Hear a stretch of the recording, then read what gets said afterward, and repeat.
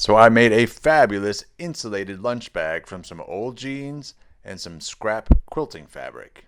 This is a great way to upcycle some of your old jeans. The quilting fabric is double-sided and has an insulative-like material in between. I had already cut out the quilted material in my desired shape, and then it was a matter of deconstructing the pants in such a way that they would fit the quilted material. I began deconstructing the jeans by cutting out the belt loop area on either side of the button to utilize as a clasp on the bag. I split the jeans along their seams on either side of the leg.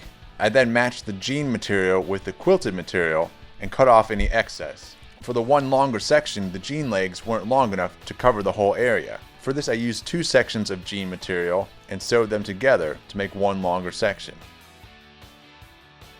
I left enough excess jean material on both ends to fold over the quilted material, as this will form the opening to the bag.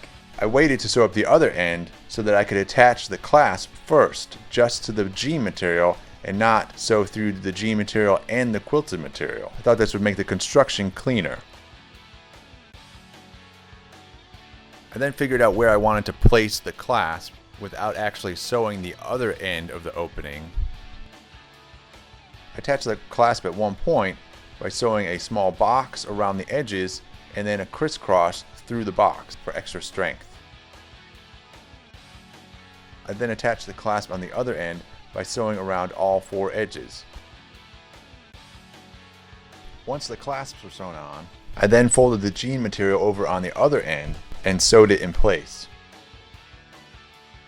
I then fitted the jean material and the quilted material for the two remaining sides.